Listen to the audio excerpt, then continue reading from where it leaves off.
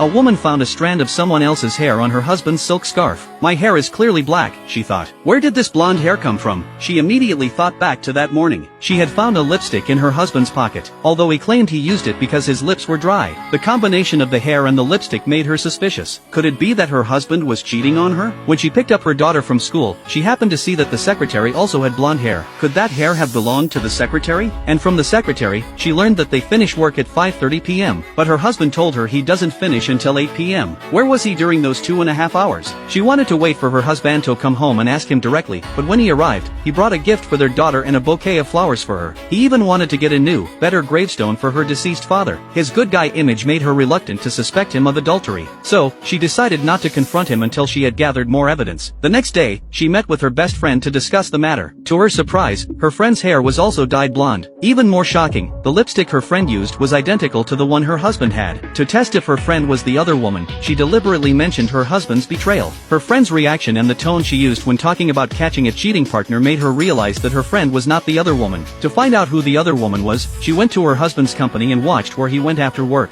She saw him give a bouquet of flowers to the secretary, but then the secretary put the flowers in a car and drove away. Her husband drove off alone, so the flowers couldn't have been for the secretary. She quickly followed him to see who the flowers were for, but her husband had already noticed her through the rearview mirror. When she arrived at the destination, she found her husband in a hospital. She followed him into a room and confronted him. "Why don't you come home every day?" she asked. "Auntie, what are you doing here? Aren't you back in your hometown?" "Actually, Zakai brought me here recently. I just didn't want to worry you about the money." Feeling guilty for her suspicions, she apologized. But as she was leaving, she overheard a conversation between nurses. "The son of that came to visit today, but that patient is his auntie. She's been here for half a year, and this is the first time someone has come to see her." Suddenly, she realized her husband had lied. To find out who the other woman was, she followed her husband to an evening banquet. While she was talking to someone else, a waiter accidentally spilled some wine on her husband. "I'm so sorry, sir. It's okay, you go take care of it. I'll handle this." After her husband left, she followed him to the bathroom and heard him talking to another woman. She cautiously approached the men's restroom and, confirming it was her husband's voice, opened the door. "Sorry, are you crazy? Can't you see this is the men's restroom?" Embarrassed, she was called out by her husband's voice from outside, asking why she was in the men's restroom. She excused herself by saying she had drunk too much, but when she came out, she saw one of her husband's colleagues also had blonde hair. Could that hair belong to her husband's colleague? But there seemed to be nothing unusual in their conversation. However, as they left, she noticed her husband and the colleague exchange a look. Later, while talking to a client, she kept an eye on her husband.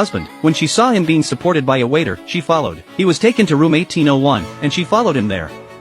Noticing the door was just opened, she realized her husband might be inside, and opened the door.